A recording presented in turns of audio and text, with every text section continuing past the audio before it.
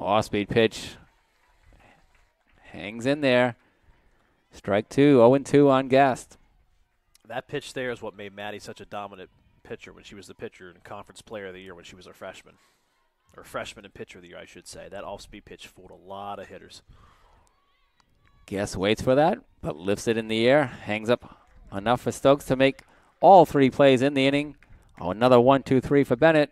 We head to the bottom of the fifth. It's 4-0 Washington College.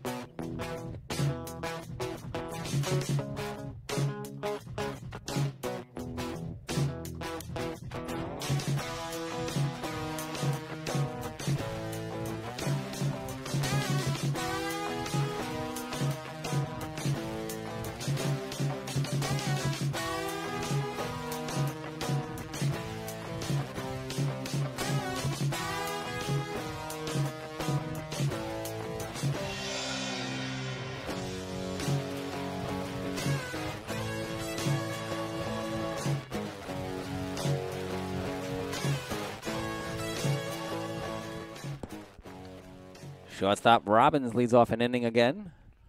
Second time this game she's done that. First was the third, now in the bottom of the fifth inning with the Shore women leading 4-0 over Salve Regina University.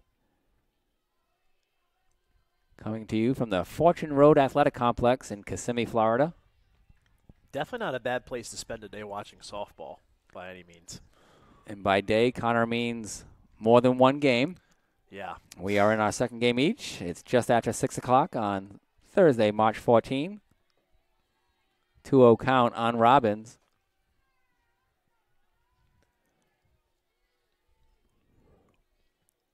Thanks to Jason Bryden and Phil Tickner of the Washington College SID office for providing valuable information, including roster files and graphics. 2-1 count now. Nelson delivers.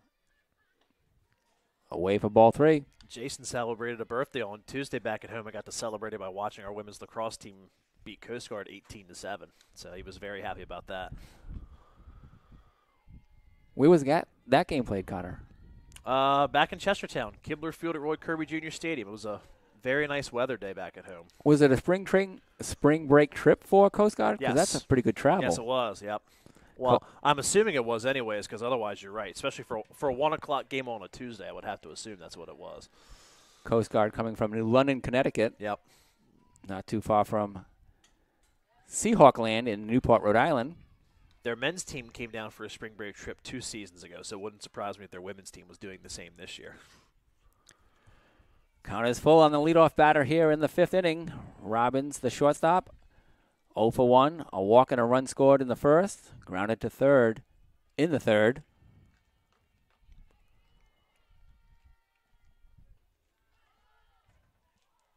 She checks her swing and gets ball 4. The appeal down to first base is no swing. So a leadoff walk for Robbins. Just a second walk issued by Andy Nelson all day. She pitched a complete game 3 hitter against Arcadia. A 1-0 victory for Salve Regina. Pinch runner going into first. The very speedy Julia Hallman will go on a run for Robbins on the bag at first. That's why we have Connor Flegel here. I do what I can. I got to have to earn my paycheck from back home and Phil and Jason in some kind of way. Make myself seem valuable to the group at home anyways. Hallman, the pinch runner. She's at first base after Robbins earns the walk on the 3-2 pitch from Nelson. The batter is Brongard, the designated player. She's 0 for 1, but has reached base twice. Walked and scored in the first, reached on an error in the third. Ended up being cut off the base pass on a nice play by Lauren Packer. Holly Cathius and Nikki Vanelli. First pitch, a strike. Not a surprise to see Brungard trying to bunt in the situation for a number of reasons. One, this is obviously the time to do it, runner on first, nobody away. But two, a season ago, she was the conference's in the top 5 in sacrifice bunts and led the team with 11. So did a very good job a season ago in this position. Bats from the right side, handles the bat very well.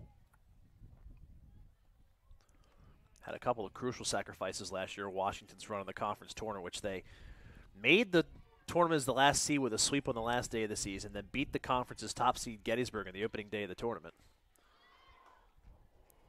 Ooh, that pitch was close.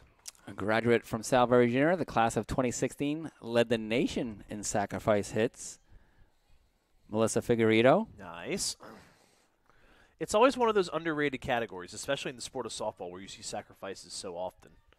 It's one of those stats that kind of goes under the radar, I feel like, but it's very important. Yeah, it's a less heralded statistic, but it's a much necessary one. Dupre with the backhand stop. In time to get Brungard down the base pass. Very close, but a nice play. So it kind of works as a sacrifice. Yeah, in a way. She gets the ball in play up almost up the middle.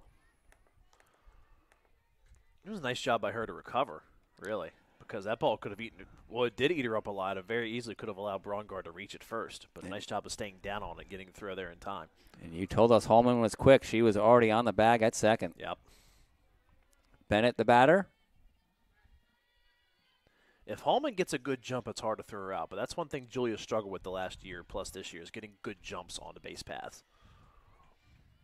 Her natural speed is without question. It's her getting jumps off of bases that sometimes has a tendency to get her into a little bit of trouble. Bennett, the batter, doesn't have an official plate appearance.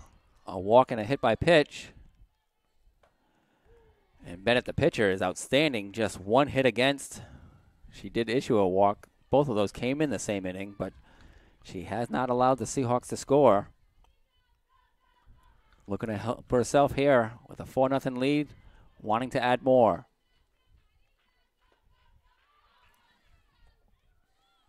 Nice stop by Holly Cathius. 2-1 count on Bennett. So Coast Guard played against Randolph-Macon last weekend over at the U.S. Lacrosse headquarters, then came to Chestertown to take on us, hence the reason why it was a 1 o'clock Tuesday afternoon game. I did not know where the U.S. Lacrosse headquarters were headquartered. It's in Maryland, yep. It's on the other side. I figured Maryland. It's on the other side of Maryland, but still in Maryland nonetheless. Definitely could guess Maryland. Well, we got a confusion here. The field umpire has the count at 2-1. The home plate umpire has it at 1-2. The home plate umpire has been overruled, so the count's at 2-1. That's what we had on the scoreboard here was 2-1. For once, I was right. It doesn't happen very often, but for once, I was right. My wife will tell you that all the time. It's not that often that I'm right. But she will tell you when you are, right? She'll tell me when I'm wrong. Does that count? You are right now with a 2-2 count on Bennett. I'll take it. She bats with 1 out. Holman on second, the pinch runner for Robbins, who drew a leadoff walk. Back to Nelson in the circle. It gets away. Oh, and she's called out at first. The base path umpire made the call from the shortstop position. Another close play over there at first. No argument. That seemed like it was the right call. Great recovery by Annie Nelson. Oh, yeah. It was a hard hit ball. She slowed it down. Had to pick it up outside the circle. Strong overhand throw to Packer at first for out number 2. Holman down to third. You know, since Washington got those 4 runs at the bottom of the first, Nelson settled in nicely in the circle in relief since then. Not a lot going for the Shorewomen. They've got a runner on third here. It's been very rare they've gotten base runners at all, in fact, since that 4-run first. Nelson retired the first 6 batters she faced. An error and a walk. Had 2 Shorewomen on base in the third. She allowed 1 hit in the 4th. And then a walk here has now advanced to third base with 2 outs. 0-2 count on Saul, the third baseman. She's 0 for 1. A 2-run single in the first. Fielder's choice in the third. Bounce it to the left side. Vanelli over to Packer. The freshman combination at the corners gets the final out. No runs, no hits, no errors, 1 left. We head to the 6th inning. It's 4-0 Shorewoman.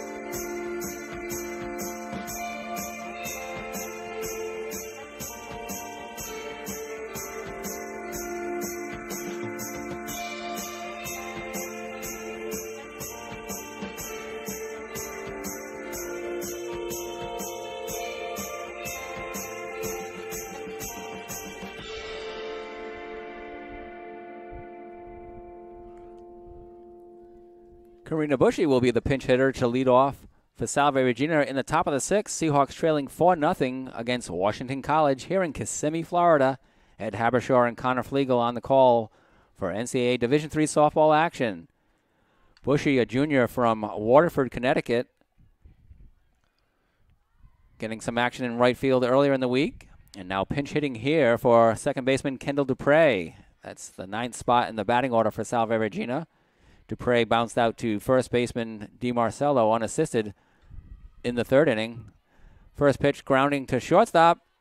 And a throw over from Robbins to DiMarcello gets Bushy out here in the 6th. Another strong stretch by Rachel over there on the bag at first. Another good throw from Robbins deep in the hole and short as well.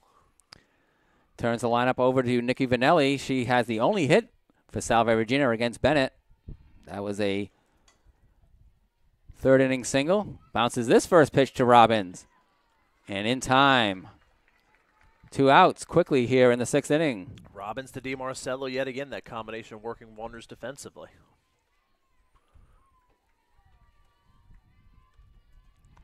Both Bushy and Vanelli swinging at the first pitch. Maybe Florent will take a longer look or perhaps foul a pitch off as she is accustomed to doing.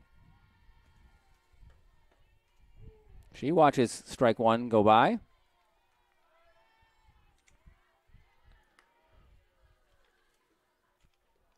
So it won't be a 3-pitch inning for Bennett. She looks into her wrist guard for her pitching signal. Has fouled out a play for 0-2 on Lindsey Florent. She grounded to second base in the 1st inning and then was called out, contacting the ball outside the batter's box to end the 3rd. That's when the Seahawks had runners at 2nd and 3rd, or correction, 1st and 3rd. That's in the air, but out of play and out of the reach of Connor Flegel. Just quite out of reach, yep. Good effort. Never was the athletic type. That's why I get paid to talk about sports and not to play sports. There's no way I was getting to that one. Lindsey Florent bats from the left side. She is the Seahawk left fielder. The only true lefty-lefty in the Seahawk roster.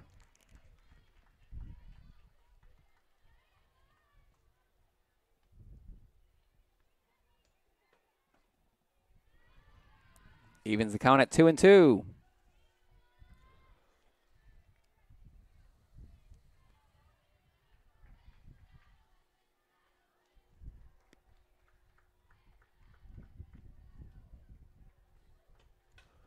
Up the middle, off the foot of Bennett.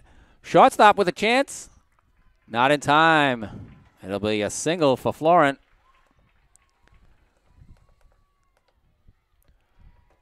Still a pretty good effort by Robbins there at short to at least make that play at first close, despite the fact that it took a ricochet off of Bennett's foot and slowed that ball down considerably.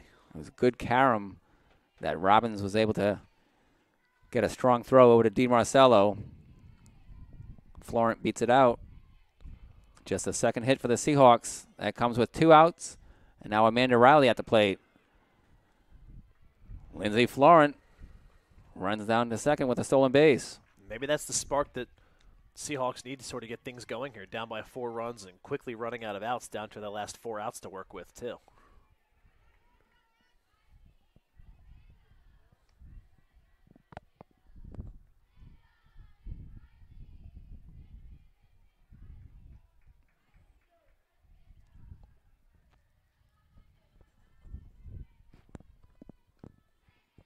The 0-1 pitch. In there for strike 2. That was definitely an expansion of the zone by the home plate umpire on that one. Looked like a good 4 to 5 inches off the plate, but Bennett getting the benefit of the doubt on that call. It looked similar to the first pitch that he called a strike on Riley. Yeah. While Florent was stealing second base. That zone's definitely been expanded by all the umpires today. Up the middle.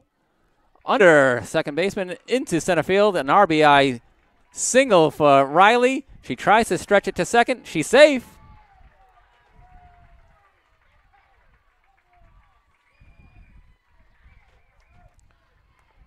Well, there you go. We were talking about that spark that the Seahawks needed to try to get things going here. And there you go. A single, a stolen base, and another single, and all of a sudden you're on the board. Back-to-back hits for the Seahawks. Stolen base was huge as Florent comes all the way around from second base to score the first Salve Regina run.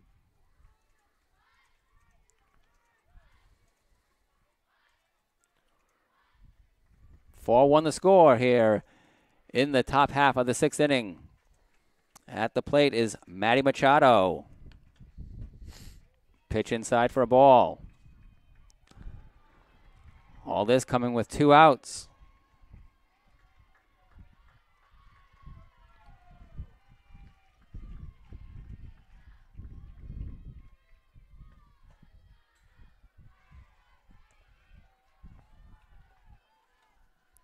Machado 1-1 on the count against Bennett. Bennett has struck out Machado in the second and then had her fly out to center fielder Murray in the 4th. Way ahead of that off-speed pitch, and Machado sends it foul. 1-2. A little bit anxious on that one, it appeared. Either that or she thought she was getting something with a little bit more steam behind it, and then it just didn't quite happen.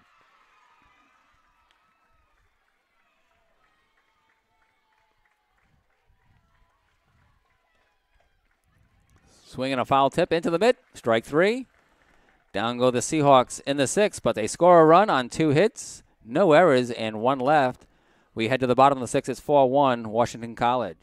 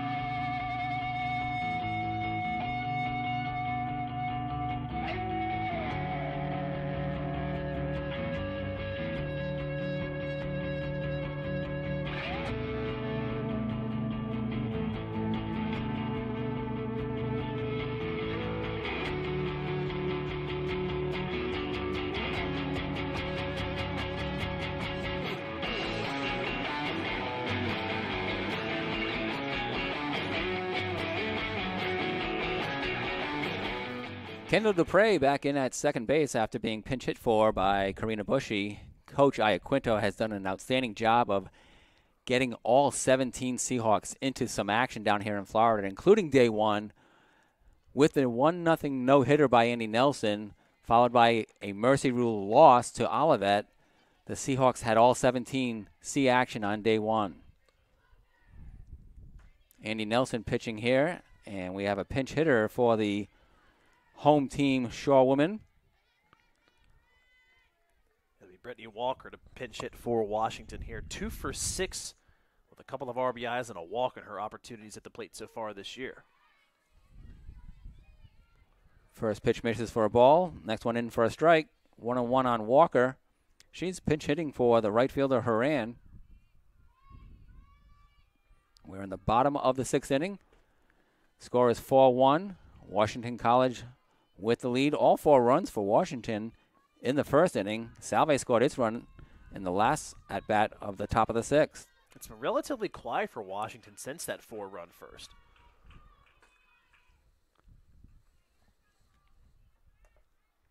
As that ball gets chopped foul down the first base side through the first base side coach's box.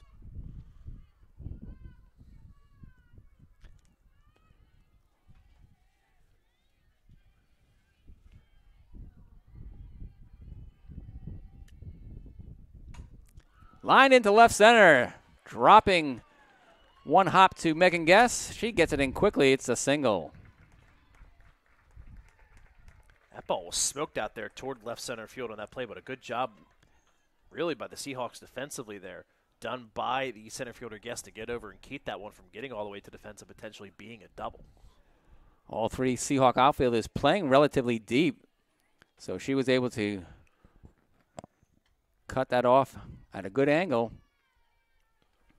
Resetting the Salve Regina defense, Andy Nelson, the pitcher, Holly Cathius, the catcher, Nikki Vanelli at third, Riley at short, Dupre at second, Packer at first, Florent, Guest, and Garrigan, outfield left to right.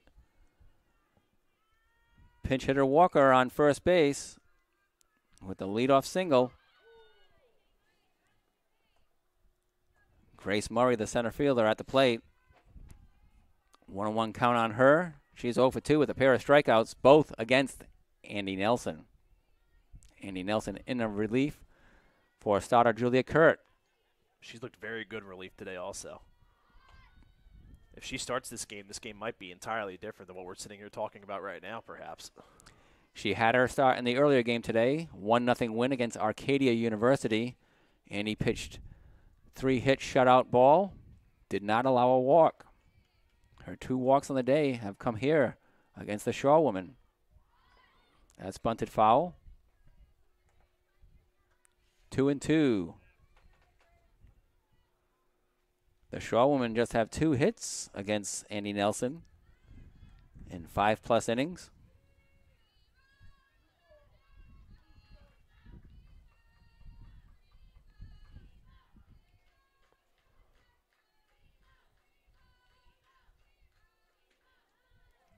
Count now full on Murray.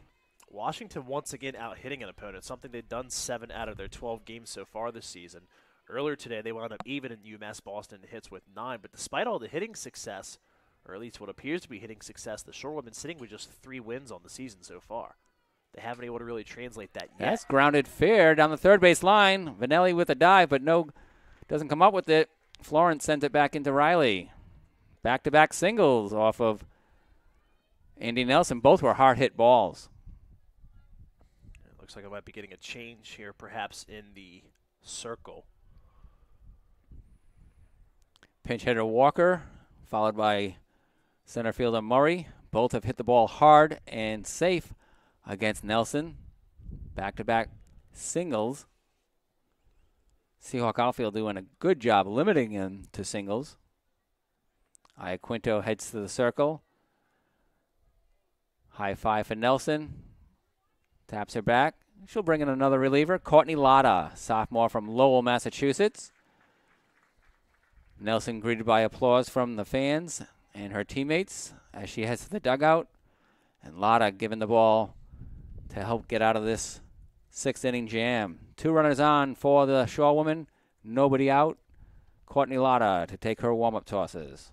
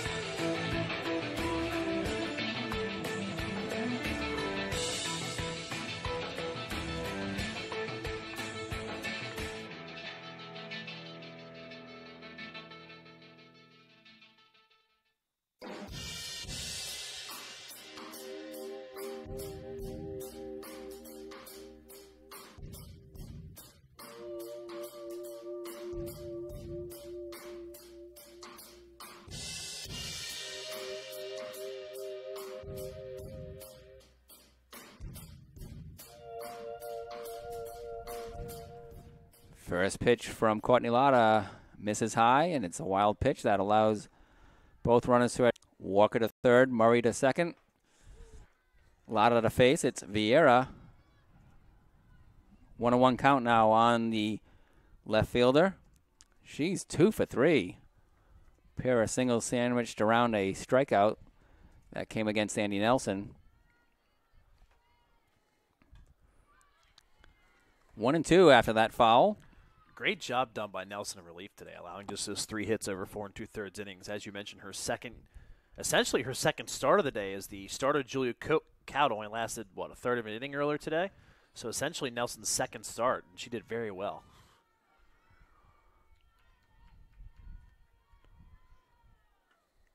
Swing and a miss. Lotta with the K. Second time Vieira has gone down on strikes. She put a little something extra behind that pitch, too, as Vieira was way late getting to that one. 1 out. Runner still in scoring position. Walker at third, Murray at second. Batter is left-hander Stokes, second baseman. She's 0 for 3. She was the one batter that Kurt retired in the first, and that came on a out-of-box contact. And then against Nelson, Stokes flew out to left and grounded to Finelli at third. Potential 6-game hitting streak on the line for Stokes in this at-bat. That pitch misses low for a ball. 2-0 on Stokes. It'd be a shame if she drew a walk here. Yeah, in a sense, yeah. For her, statistically, for the team, not a problem. For the team, she'll take it, yes. And the count goes 3-0. Can't imagine the green light being on. No, probably not. I would say not, especially Stokes. Not a lot of power, known as more of a slap and a short hitter anyway, so probably not on 3-0, But if you put it on the ground, anything can happen. That's true. So it's going to be a good pitch here. Ball 4. After striking out Vieira, Lotta issues 4 straight pitches that miss the mark. And Stokes is aboard to load the bases. It's funny. That's a pitch that should have been called ball 4, but based on how the umpires have been calling things today, I'm surprised it was called ball 4. One of those pitches, in a sense. As all of a sudden the bases are loaded here for a power hitter in herself and Rachel DiMarcello. First pitch, a strike.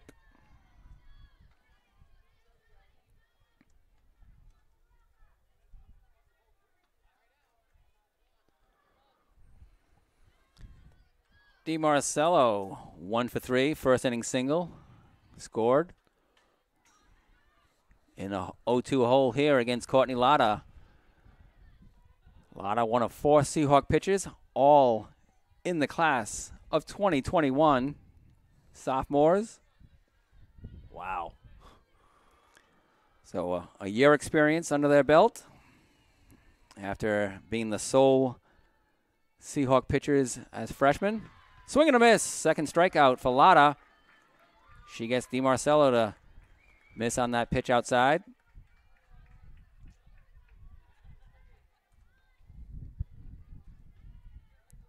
So Lotta looking to keep the score 4-1. Give the Seahawks a better chance in the top of the 7th inning. Bottom 6, bases loaded, 2 outs. Pitch up high for a ball to Robbins, the shortstop. She's drawn 2 walks. Scored a run herself in the first. Bounced out to third to open the third. And her last time walking was replaced by a pinch runner. Back in the game, center field, deep. Guest gets on it and makes the out in center field. So no runs on 2 hits. Both hits were against Andy Nelson. She was relieved by Courtney Lotter, who gets the 3 outs she needs to get after walking Stokes. And we head to the top of the 7th inning. It's 4-1 Washington College.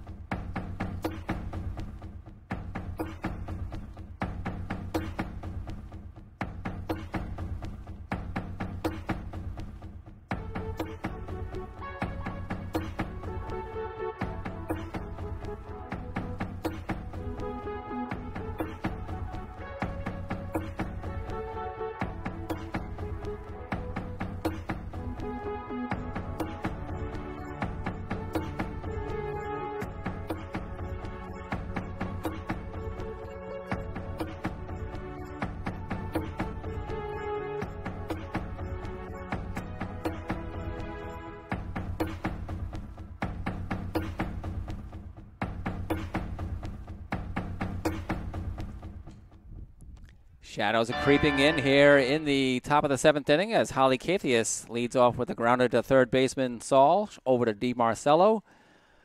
1 pitch, 1 out here in the top of the 7th. Seahawks trailing by 3 runs, 4-1.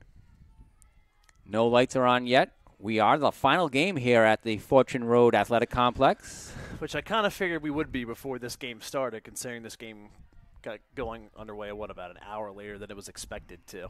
Yeah, close to 5 o'clock with the start time. Packer puts the first pitch she sees up in the air, and it's in foul territory that DiMarcello camps under it for the out. 2 down quickly. 5-3 to Cathius, and Packer with the foul pop to first base. Puts the last chance for the Seahawks in the bat of J.C. Garrigan. She's 0 for 2 with a strikeout and a ground out.